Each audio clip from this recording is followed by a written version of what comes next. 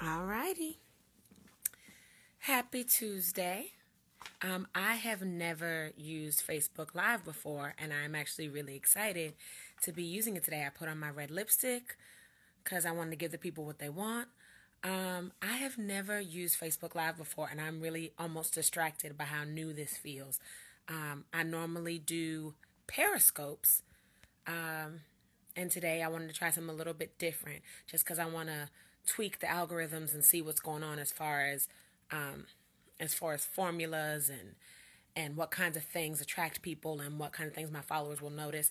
So yeah, I am trying something a little bit different today, and I'm hoping that I can get some viewers so I can start talking.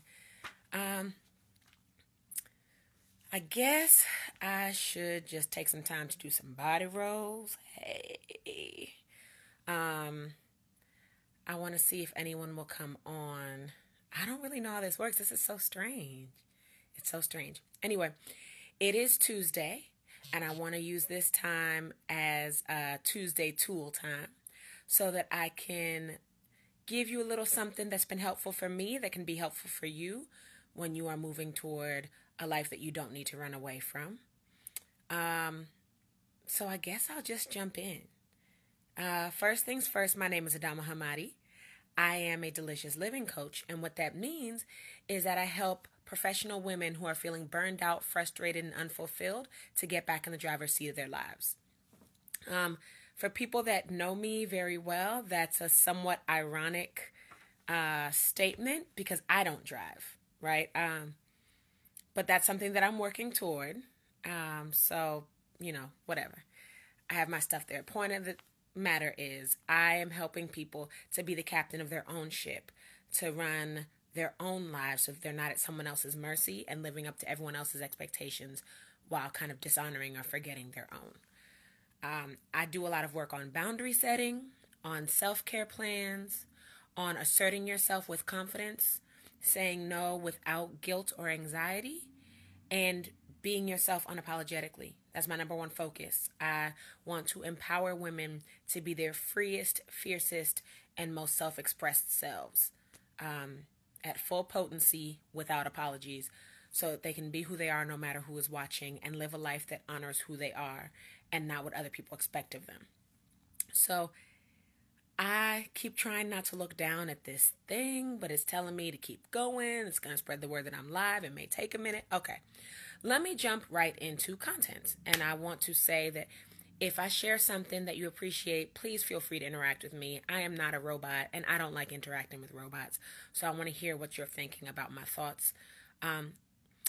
Also, if you are able to share this, I would really appreciate it. I'm trying to build my following. I'm trying to be a lot more intentional with targeting my marketing. I'm not speaking to everybody. I'm speaking to people that need to receive this message. I'm speaking to reformed approval addicts.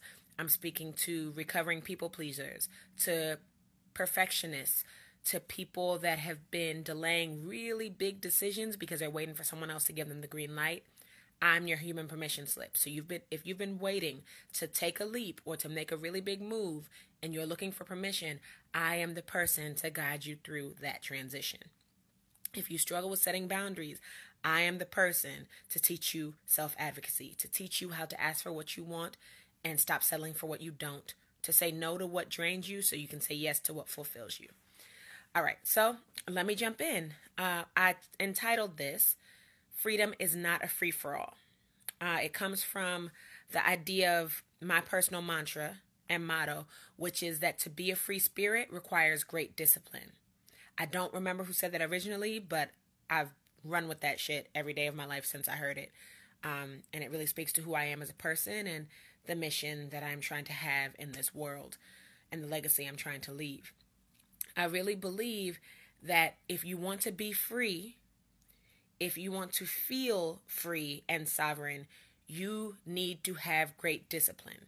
Just because you don't live by other people's rules doesn't mean that you don't believe in rules. It means that you get to create them.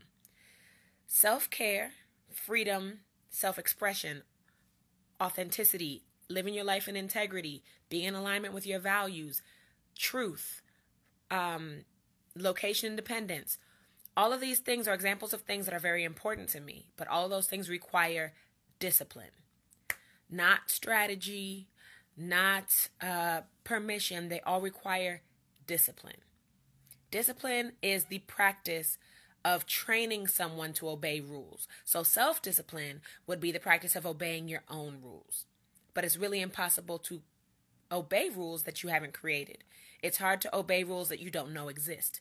And so the Tuesday tool that I wanted to leave with you today is something that you can use to get very clear on what kinds of rules you want to live by, so that you can A, be a lot clearer on the kind of person you are and what's important to you, just in case you've never taken the time to do that before, or B, so that you can stop following somebody else's rules just to say you were obedient, right? That to me doesn't feel like sovereignty. That to me doesn't feel like freedom or fun or fulfillment. I'm about helping you live your life fully and be the best version of you that you can be, but that requires you being willing to let people down, which goes back to the discipline. So if you want to live a more disciplined life, you need to get very clear on what rules you want to be living by. It's an entirely different step to start working toward building the confidence to follow those rules, but first you need to know what they are. So today, that's what I'm going to be talking to you about. The tool that I have used, something that I'm a very visual person, so I have written these down and I have referred to them regularly. Sometimes I let a few weeks go by because I'm feeling fine, but when I want to relapse into approval addiction, when I'm going back into a behavior or, entertaining something that I have no business taking on, I have to remind myself of this tool. And I have to look at these rules. The tool is what I call my Delicious Life Manifesto. And what that is 10 bullet points of things that I like to call my personal rules, but they're really just responses to the question, what is a must-have ingredient for your most delicious and fully lived life? Oh, I got someone watching. Hey, boo. I don't know how to access the name of the person that's watching, but if you can say your name in the comment box, that would be really awesome. So I know I'm not talking to myself. If you can say your name and where you're joining from, or if you can just say whether or not you have been following me on Dream Leap Live. I'm not really sure. Either way. Hey, Tawanda. Hey, boo. I know who you are and where you are, so you ain't got to say all that, girl. Anyway, so I am talking today about a tool that you can use to bring more discipline into your life, to get clear on the rules that you want to live by so that you can start living by them and living a life that honors who you are and not what other people expect of you. So this tool is called the Delicious Life Manifesto. I've written my own. I've edited and tweaked it a number of times over the past year and a half, but it's still something really important. It's a working document. It doesn't have to stay static. It doesn't have to be one thing that just is the same forever. You can keep adding to it or erasing things, but it's about getting clear on your values so that you can align your life with those values and feel like you're not betraying yourself or being fake or being inauthentic. Honey, yes. I'm not always there when you call, but I'm always on time, okay? So let's talk about this a little bit. I think that I think that all of us live our lives according to a set of rules. I think that our lives are likely to feel more fulfilling to us if those rules belong to us and not just to other people. So this Delicious Life Manifesto is going to be really helpful if you are looking to live for yourself and be in the driver's seat of your own life. So let me read some things I have for you from my manifesto. I'm not going to read the whole thing, but I wanted to read a couple that really speak to me, that are the most powerful for me. And when you're thinking of writing your own Delicious Life Manifesto, Tawanda, just keep in mind that the question or the prompt that you're going to use to come up with these rules is, what are the must-have ingredients for a truly lived and fulfilling life? What are the must-have ingredients for a truly lived and fulfilling life? So, one ingredient for me, let me read off of here. Says, I make sure my cup is full before I donate my time and energy to others. I'm going to repeat that. I make sure that my cup is full before I donate my time or my energy to others. Not because I'm selfish, not because I'm a stingy person, but because I know that I am most helpful when I have helped myself first. Because I know that I am no good to you if I am burned out, if I am too tired, if I am in a shitty mood, it's because I have not taken care of my own need. I need to take care of my needs before I can take care of yours. And if I try to take care of your needs before I've taken care of my own, you're not going to be very happy with me. So that is my first rule. Another rule that I live by that is a must for my truly lived and fulfilling life is that I trust my intuition. Thank you, boo. It's that I trust my intuition and honor my feelings. I have been told since I was very small and young that I have a strong and solid intuition.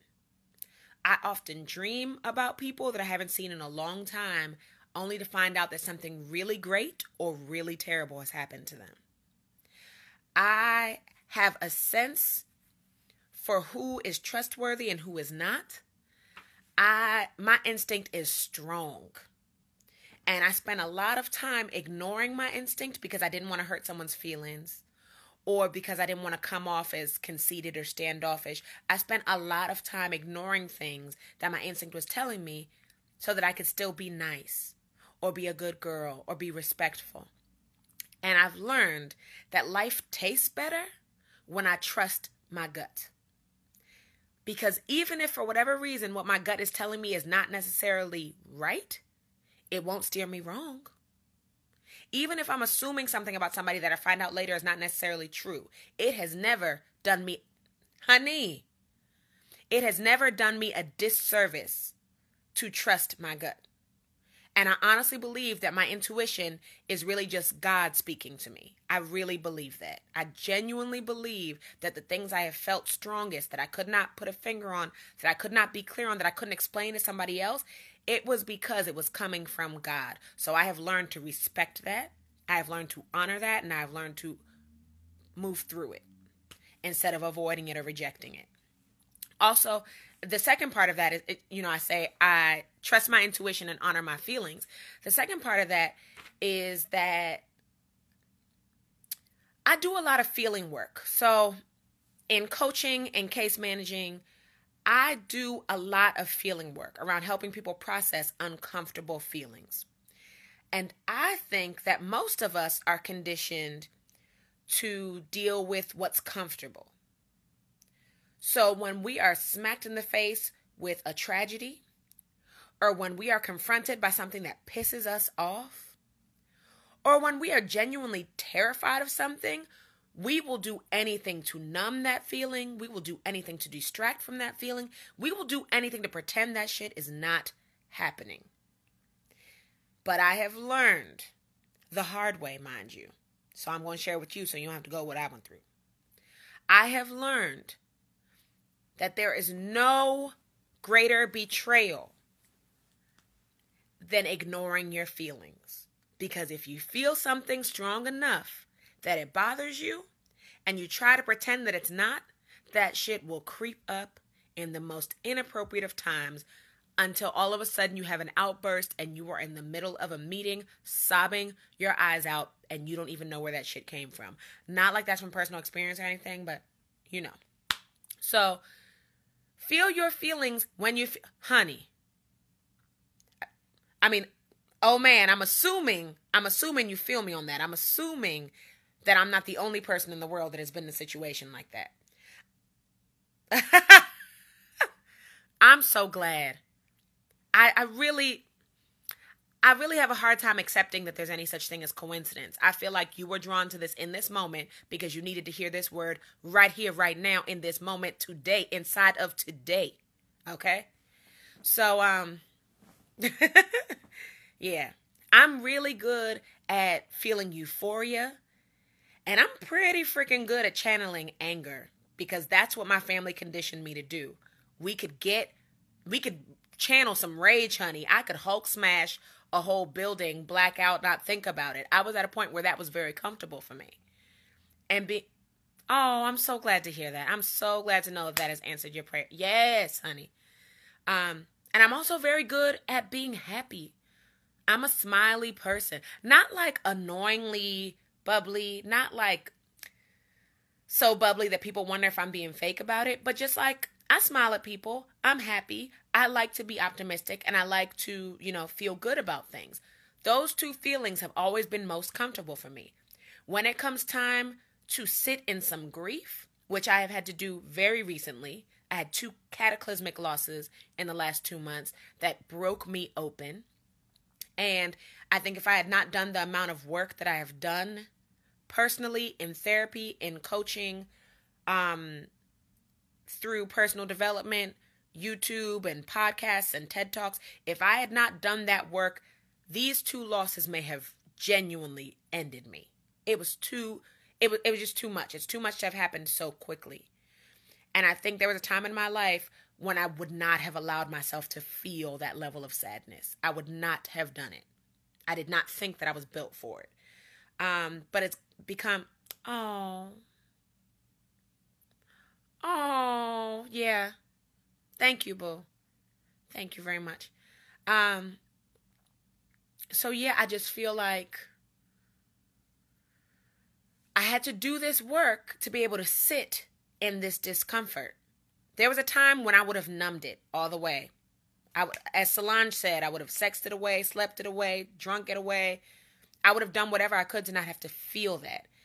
But now that I give myself permission to feel what I'm feeling, I am a lot less likely to be consumed by what happens.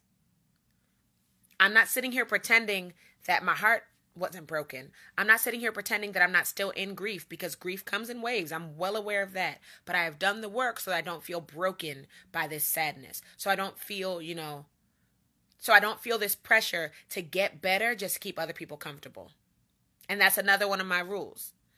I do whatever I need to do to protect my energy, because it's my job to protect my energy, not to keep other people comfortable. I cannot emphasize that enough. And I kind of just snuck that one in there without even really going in order, but it just is what it is.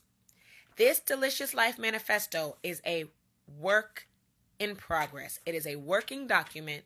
It is something that I continue to refer to when I need strength, when I need clarity, when I need to be reminded that I took the time and was intentional enough to think about what matters to me first. It's so empowering. It's so empowering. We are surrounded by other people's rules, other people's expectations, other people's obsessions. And we feel like it is our job, particularly as women, and that's why I coach women. We feel like it is our job to meet everybody else's needs while ignoring our own. And I promise, if you stay on that route, it's not sustainable, boo. It's going to burn you the fuck out. It's going to have you exhausted, resentful, anxiety-ridden, depressed, and genuinely unhealthy. That shit can send you to the hospital. It sent me there, and I know that personally. How do you deal with those rules when they cause conflict with your closest support group? Let me see. I'm going to say something, and I urge you to challenge me if this crosses the line. I would argue that if these are people that genuinely support you, then they're not only going to like you when you're doing what they want you to do. They're going to be able to support you even if you disagree. If people only like you when you're doing something for them, then they probably don't actually like, love, or honor you. And if you setting a boundary